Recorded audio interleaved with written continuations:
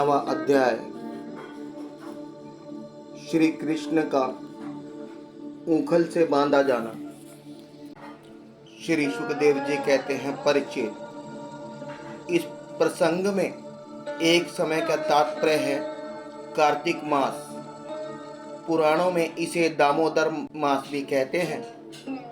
इंद्र याग के अवसर पर दासियों का दूसरे कामों में लग जाना स्वाभाविक है। इस पद से ध्वनित होता है कि यशोदा माता ने जानबूझकर दासियों को दूसरे काम में लगा दिया।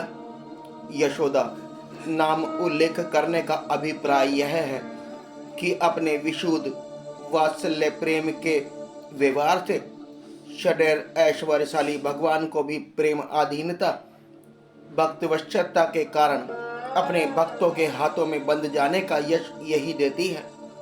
गोपराज नंद के वात्सल्य प्रेम के आकर्षण से सच्चिदानंद परमानंद स्वरूप श्री भगवान नंद नंदन रूप से जगत में अवतरीन होकर जगत के लोगों को आनंद प्रदान करते हैं। जगत को इस अप्राकृत परमानंद का रस आदन कराने में नंद बाबा ही कारण है। उन नंद के गृहिणी होने से इन्हें नंद गेहिनी कहा गया है।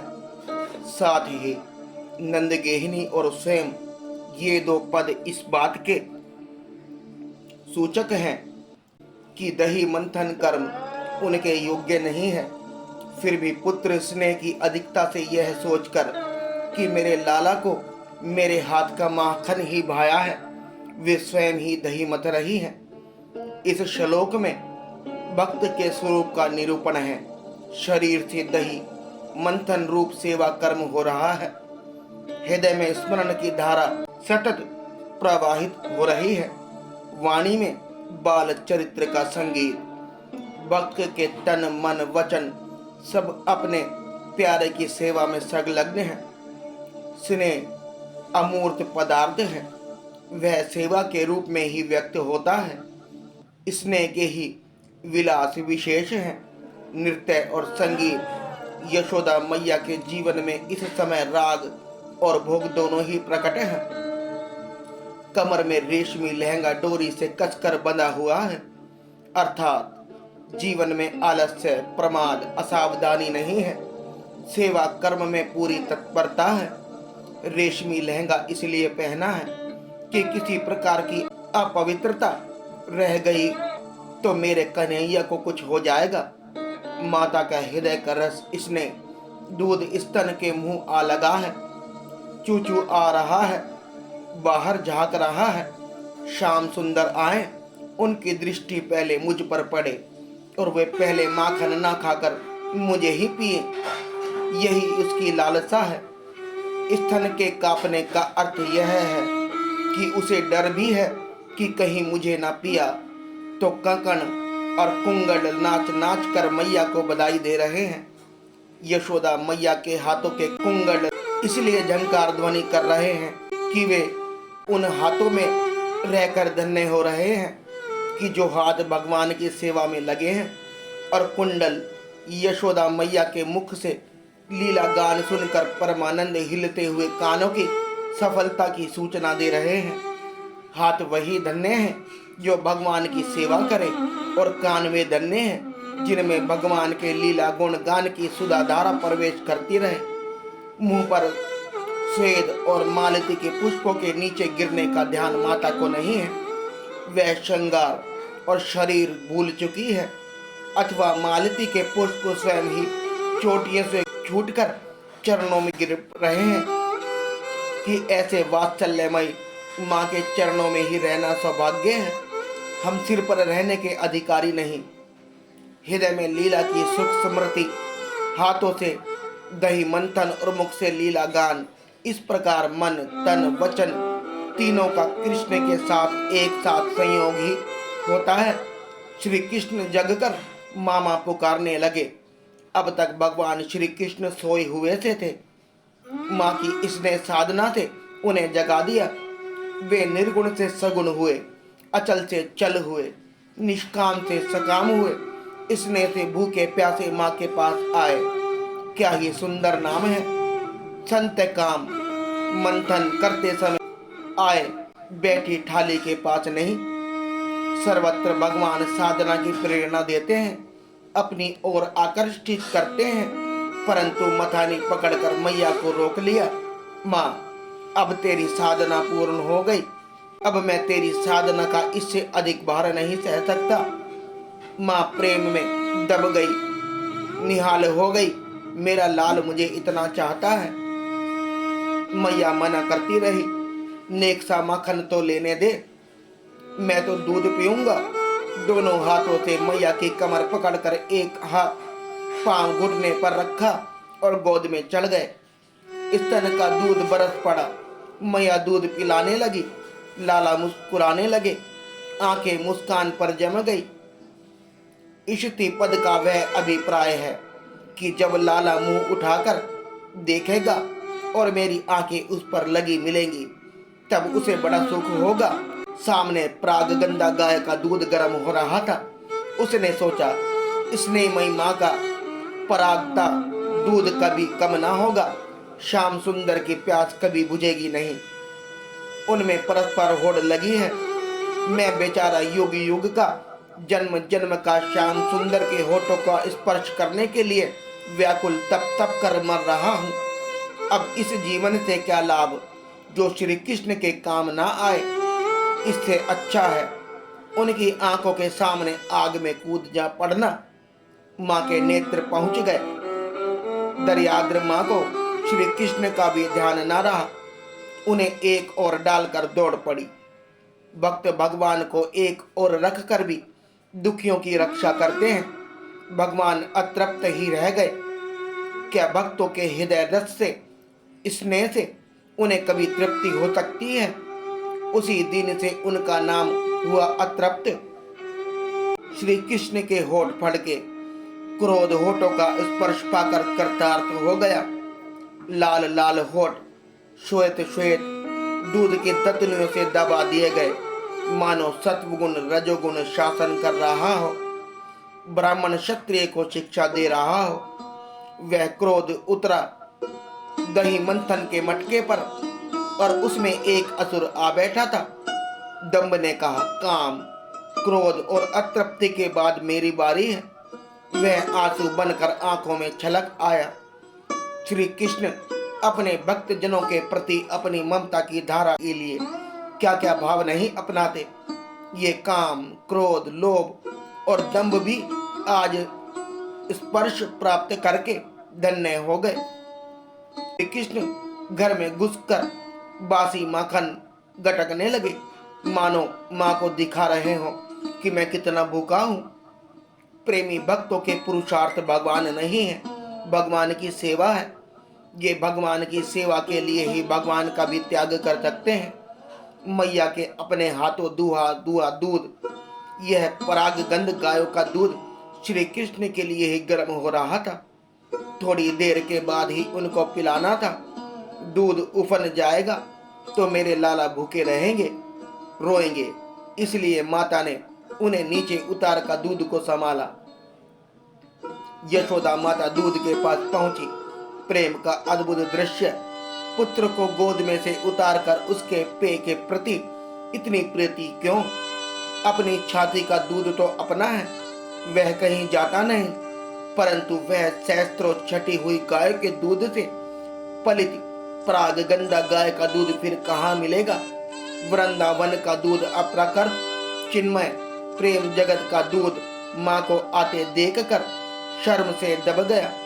अहो, आग में कूदने का संकल्प करके मैंने माँ के स्नेह में कितना बड़ा विघ्न कर डाला और माँ अपना आनंद छोड़कर मेरी रक्षा के लिए दौड़ी आ रही है। मुझे धिक्कार है। दूध का उफना बंद हो गया और वह तत्काल अपने स्थान पर बैठ गया। माँ, तुम अपनी गोद में नहीं बिठाओगी तो मैं किसी खल की गोद में जा बैठूंगा। यही सोचकर मानो श्री कृष्ण उल्टे उखल पर जा बैठे। उदार पुरुष भले ही खलों की संगति में जा बैठे, परंतु उनका शील स्वभाव बदलता नहीं। उखल पर बैठकर भी वे बंदरों को माखन बांटने लगे। संभव है राम अवतार के प्रति जो कृतज्ञ का भाव उदय हुआ था, उसके कारण अथवा अभी अभी क्रोध आ गया था, उसका प्रायश्चित करने के लिए श्री कृष्ण के नेत्र हैं हृदय शंकित, ध्यान करने योग्य। वैसे तो उनके ललित कलित छलित बलित चकित आदि अनेकों प्रकार देह नेत्र हैं, परंतु वे प्रेमी जनों के हृदय में गहरी चोट करते हैं। भीत होकर भी भागते हुए भगवान हैं, अपूर्व झांकी हैं। ऐश्वर्य को तो मानो मैया के वात्सल्य प्रेम पर न्योछावर करके ब्रज के बाहर ही फेंक दिया है। कोई असुर अस्त्र शस्त्र लेकर आता तो सुदर्शन चक्र का स्मरण करते। मैया की छड़ी का निवारण करने के लिए कोई भी अस्त्र शस्त्र नहीं। भगवान की यह भयभीत मूर्ति कितनी मधुर है, धन्य है। इस भय को माता यशोदा के शरीर और श्रृंगार दोनों ही विरोधी हो गए। तुम प्यारे कन्हैया को क्यों खदेड़ रही हो, परंतु मैया ने पकड़ के ही छोड़ा। विश्व के इतिहास में भगवान के संपूर्ण जीवन में पहली बार स्वयं विश्वेश्वर भगवान मां के सामने अपराधी बनकर खड़े हुए हैं। मानो अपराधी मैं ही हूं, इस सत्य का प्रत्यक्ष करा दिया। बाएं हाथ से दोनों आंखें रगड़ कर मानो उनसे कहलाना चाहते हो कि ये किसी कर्म के कर्ता नहीं है, ऊपर इसलिए देख रहे हैं कि जब माता ही पीटने के लिए तैयार है तब मेरी सहायता और कौन कर सकता है। नेत्र बहसे विहल हो रहे थे। ये भले ही कह दे कि मैंने नहीं किया, हम कैसे कहें, फिर तो लीला ही बंद हो जाएगी। माँ ने डांटा, अरे अशांत प्रकृति, वानर बंदो, अब तुझे मक्खन कहाँ से मिलेगा। आज मैं तुझे ऐसा बांधूंगी कि ना तू ग्वाल बालों के साथ खेल ही सकेगा और ना माखन चोरी ही उदम ही मचा सकेगा। अरे मैया, मोही मत मार। माता ने कहा, यदि तुझे पिटने का इतना ही डर था तो मटका क्यों फोड़ा। श्री कृष्ण ने कहा, अरे मैया, मैं अब ऐसा कभी नहीं करूंगा, तू अपने हाथ से छड़ी डाल दे। श्री कृष्ण का भोलापन देखकर मैया का हृदय भर आया। वात्सल्य स्नेह के समुद्र में ज्वार सा आ गया। वे सोचने लगी, लाला अत्यंत डर गया है, कहीं छोड़ने पर यह भागकर वन में चला गया तो कहां कहां भटकता फिरेगा, भूखा प्यासा रहेगा, इसलिए थोड़ी देर तक बांध तक रख लूं, दूध मक्खन तैयार होने पर मना लूंगी। यही सोचकर विचार कर माता ने बांधने का निश्चय किया। बांधने में वात्सल्य ही हेतु था। भगवान के ऐश्वर्य का अज्ञान दो प्रकार का होता है, एक तो साधारण प्राकृत जीवों को, दूसरा भगवान के नित्य सिद्धि प्रेमी परिकार को। यशोदा मैया आदि भगवान की स्वरूपभूत चिन्मयी लीला के अप्राकृत नित्य सिद्ध परिकर है। भगवान के प्रति वात्सल्य भाव शिशु प्रेम की गढ़ता के कारण ही उनका ऐश्वर्य ज्ञान अभिभूत हो जाता है, अन्यथा उनमें अज्ञान की संभावना ही नहीं है। इनकी स्थिति तुरीय अवस्था अथवा समाधि का भी अतिक्रमण करके सहज प्रेम में रहती हैं। वहाँ प्राकृत अज्ञान मोह रजोगुण और तमोगुण की तो बात ही क्या, प्राकृत सत्व की भी गति नहीं है। इसलिए इनका अज्ञान भी भगवान की लीला सिद्धि के लिए उनकी लीला शक्ति का ही एक चमत्कार विशेष है। तभी तक हृदय में जड़ता रहती है जब तक चेतना का स्फुरण नहीं होता। श्री कृष्ण के हाथ में आ जाने पर यशोदा माता ने बांस की छड़ी फेंक दी। यह सर्वथा स्वाभाविक है। मेरी तृप्ति का प्रयत्न छोड़कर छोटी मोटी बहुत दृष्टि डालना केवल अर्थ हानिकारक ही हेतु है। मुझे भी आंखों से ओझल कर देता है, परंतु सब कुछ छोड़कर मेरे पीछे दौड़ना मेरी प्राप्ति का हेतु है। क्या मैया के चरिता से इस बात की शिक्षा नहीं मिलती? मुझे योगियों की बुद्धि नहीं पकड़ सकती, परंतु सब ओर से मुंह मोड़कर मेरी ओर दौड़ता है, मैं उसकी मुट्ठी में आ जाता हूँ। यही सोचकर भगवान यशोदा के हाथों में पकड़े गए। इस श्लोक में श्री कृष्ण की ब्रह्म रूपता बताई गई है। उपनिषदों में जैसे ब्रह्म का वर्णन है, अपूर्व अनपरम, अंतरम, अब्राहम इत्यादि। यही बात यहाँ कृष्ण के संबंध में है। यह सर्विष्ठान, सर्वसाक्षी, सर्व अतीत, सर्व अंतर्यामी, सर्वोपादान एवं सर्वरूप ब्रह्म ही यशोदा माता के प्रेम वश में बंधने जा रहा है। बंधन होने के कारण उसमें किसी प्रकार की असंगति या अनिश्चितता बिल्कुल नहीं है। यह फिर कभी उखल पर जाकर ना बैठे, इसके लिए उखल से बांधना ही उचित है, क्योंकि खल का अधिक रस होने पर उसमें मन में उद्वेग हो जाता है।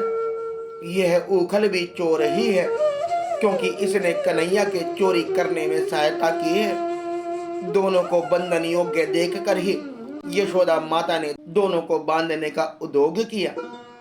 यशोदा माता ज्यों ज्यों अपने स्नेह, ममता आदि गुणों, सद्गुणों या रस्सियों से श्री कृष्ण का पेट भरने लगी, त्यों त्यों अपनी नित्य मुक्ता का, स्वतंत्रता आदि सद्गुणों से भगवान अपने स्वरूप को प्रकट करने लगे। संस्कृत साहित्य में गुण शब्द के अनेक अर्थ हैं। सद्गुण, सत्व आदि गुण और रस्सी, सत्व रज आदि गुण भी अखिल ब्रह्मांड नायक त्रिलोकीनाथ भगवान का स्पर्श नहीं कर सकते। फिर यह छोटा सा गुण, दो बीते की रस्सी, उन्हें कैसे बांध सकता है? यही कारण है कि यशोदा माता की रस्सी पूरी नहीं पड़ती थी।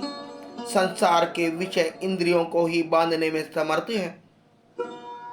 विश्ववणित इति विषय, ये हृदय में स्थित अंतर्यामी और साक्षी को नहीं बांध सकते। तब गौबंधक इंद्रियों या गायों को बांधने वाली रस्सी गोपति इंद्रियों या गायों के स्वामी को कैसे बांध सकती है? वेदांत के सिद्धांत अनुसार अध्यात्म में ही बंधना होता है, अधिष्ठान में नहीं। भगवान श्री कृष्ण का उदर अनंत कोटि ब्रह्मांडों का अधिष्ठान है, उसमें भला बंधन कैसे हो सकता है? भगवान जिसको अपनी कृपा प्रसाद पूर्ण दृष्टि से देते हैं, वही सर्वदा के लिए बंधन से मुक्त हो जाता है। यशोदा माता अपने हाथों में जो रस्सी उठाती, उसी पर श्री कृष्ण की दृष्टि पड़ जाती, वह स्वयं मुक्त हो जाती। फिर उसमें गांठ कैसे लगती? कोई साधक यदि अपने गुणों के द्वारा भगवान को रिझाना चाहे तो नहीं रिझा सकता। मानो वही सूचित करने के लिए कोई भी गुण रस्सी भगवान के उदर को पूर्ण करने में समर्थ नहीं हुआ। रस्सी 2 उंगल ही कम क्यों हुई? इस पर कहते हैं, भगवान ने सोचा कि जब मैं शुद्ध हृदय भक्तजनों को दर्शन देता हूँ, तब मेरे साथ एकमात्र सत्व गुण से ही संबंध की स्फूर्ति होती है, रज और तमस से नहीं। इसलिए उन्होंने रस्सी को 2 अंगुल कम करके अपना भाव प्रकट किया। उन्होंने विचार किया कि जहाँ नाम और रूप होते हैं, वहीं बंधन भी होता है। मुझ परमात्मा में बंधन की कल्पना कैसे, जबकि ये दोष ही नहीं, 2 अंगुल की कमी का यही रहस्य है। वो वृक्षों पर उद्धार करना है। यही क्रिया सूचित करने के लिए रस्सी 2 उंगल कम पड़ गई। भगवान भगवत कृपा से द्वैत अनुरागी भी मुक्त हो जाता है और असंग भी प्रेम से बंध जाता है। यही दोनों भाव सूचित करने के लिए रस्सी 2 अंगुल कम हो गई। यशोदा माता ने छोटी बड़ी अनेकों रस्सियां अलग अलग और एक साथ भी भगवान की कमर में लगाई, परंतु वे पूरी ना पड़ी, क्योंकि भगवान में छोटे बड़े का भेद कोई नहीं है। रस्सियों ने कहा, भगवान के समान अनंतता, आनंदिता और विभूता हम लोगों में नहीं है, इसलिए इनको बांधने की बात मत करो। अथवा जैसे नदियां समुद्र में समा जाती हैं, वैसे ही सारे गुण, सारी रस्सियां अनंत गुण भगवान में लीन हो गए, अपना नाम रूप खो बैठे। यही 2 भाव सूचित करने के लिए रस्सियों में 2 अंगुल की न्यूनता हुई। वे मन ही मन सोचती, इसकी कमर मुट्ठी भर की है, फिर भी सैकड़ों हाथ लंबी रस्सी से यह नहीं बंधता है। कमर तिल मात्र भी मोटी नहीं होती, रस्सी 1 अंगुल भी छोटी नहीं होती, फिर भी वह बंधता नहीं। कैसा आश्चर्य है, हर बार 2 अंगुल ही कमी होती है, न 3 की, न 4 की, न 1 की। यह कैसा अलौकिक चमत्कार है। भगवान श्री कृष्ण ने सोचा कि जब मन के हृदय द्वैत भावना दूर नहीं हो रही है, तब मैं व्यर्थ अपनी असंगता क्यों प्रकट करूं। जो मुझे बद्ध समझता है, उसके लिए बद्ध होना ही उचित है, इसलिए वे बंध गए। मैं अपने भक्त के छोटे से गुणों को भी पूर्ण कर देता हूँ। यह सोचकर भगवान ने यशोदा माता के गुण रस्सी को अपने बांधने योग्य बना लिया। यद्यपि मुझ में अनंत अचित्य कल्याण गुण निवास करते हैं, तथापि तब तक वे अधूरे ही रहते हैं जब तक मेरे भक्त अपने गुणों की मुहर उन पर नहीं लगाते थे। यही सोचकर यशोदा मैया के गुणों, वात्सल्य, स्नेह आदि और रजू से अपने को पूर्णोदर दामोदर बना लिया। भगवान श्री कृष्ण इतने कोमल हृदय हैं कि अपने भक्त के प्रेम को पुष्ट करने वाला परिश्रम भी सहन नहीं करते हैं। वे अपने भक्तों को परिश्रम से मुक्त करने के लिए स्वयं ही बंधन स्वीकार कर लेते हैं। भगवान ने अपने मध्य भाग में बंधन स्वीकार करके यह सूचित किया कि मुझ में तत्व दृष्टि से बंधन है ही नहीं, क्योंकि जो वस्तु आगे पीछे ऊपर नीचे नहीं होती, केवल बीच में भासती है, वही झूठी होती है। इसी प्रकार यह बंधन भी झूठा है। भगवान किसी की शक्ति, साधन या सामग्री से नहीं बंधते। यशोदा जी के हाथों में श्याम सुंदर को ना बंधते देखकर पास पड़ोस की ग्वालिनी इकट्ठी हो गई और कहने लगी, यशोदा जी, लाला की कमर तो मुट्ठी भर की है और छोटी सी कंकनी इसमें रुन झुन कर रही है। अब यह इतनी रस्सियों से नहीं बंधता तो जान पड़ता है कि विधाता ने इसके ललाट में बंधन लिखा ही नहीं है, इसलिए अब तुम यह उद्योग छोड़ दो। यशोदा मैया ने कहा, चाहे संध्या हो जाए और गांव भर की रस्सी क्यों ना इकट्ठी करनी पड़े, पर मैं तो इसे बांध कर ही छोड़ूंगी। यशोदा जी का यह हट देखकर भगवान ने अपना हट छोड़ दिया, क्योंकि जहां भगवान और भक्त के हट में विरोध होता है, वहां भक्त का ही हट पूरा होता है। भगवान बदते हैं तब जब भक्त की थकान देखकर कृपावश हो जाते हैं। भक्त के श्रम और भगवान की कृपा की कमी ही 2 अंगुल की कमी है। अथवा जब भक्त अहंकार करता है कि मैं भगवान को बांध लूंगा, तब वह उनसे 1 अंगुल दूर पड़ जाता है और भक्त की नकल करने वाले भगवान भी 1 अंगुल दूर हो जाते हैं। जब यशोदा माता थक गई, उनका शरीर पसीने से लथपथ हो गया, तब भगवान की सर्वशक्ति चक्रवर्ती परम बासवती भगवती कृपा शक्ति ने भगवान के हृदय को माखन के समान द्रवित कर दिया और स्वयं प्रकट होकर उसने भगवान की सत्य संकल्पिता और विभूता को अग्रहित कर दिया। इसी से भगवान बंध गए। यद्यपि भगवान स्वयं परमेश्वर है, तथापि प्रेम प्रवश होकर बंध जाना परम चमत्कारी होने के कारण भगवान का भूषण ही है, दूषण नहीं। आत्माराम होने पर भी भूख लगना, पूर्ण काम होने पर भी अतृप्त रहना, शुद्ध सत्य स्वरूप होने पर भी क्रोध करना, स्वराज लक्ष्मी से युक्त होने पर भी चोरी करना, महाकाल यम आदि को भय देने वाले होने पर भी डरना और भागना, मन से ही तीव्र गति वाले होने पर भी माता के हाथों पकड़ा जाना, आनंदमय होने पर भी दुखी होना, रोना, सर्वव्यापक होने पर भी बंध जाना, यह सब भगवान की स्वाभाविक भक्त विशेषता है। जो लोग भगवान को नहीं जानते उनके लिए इसका कुछ उपयोग नहीं है, परंतु जो श्री कृष्ण को भगवान के रूप में पहचानते हैं उनके लिए अत्यंत चमत्कारी वस्तु है और यह देखकर उनका हृदय द्रवित हो जाता है, भक्ति प्रेम से सराबोर हो जाता है। अहो विश्वेश्वर प्रभु अपने भक्त के हाथों में उखल में बंधे हुए हैं, इस श्लोक में तीनों नकारों का अनन्य ले विरे क्रिया के साथ करना चाहिए। ना पा सके, ना पा सके,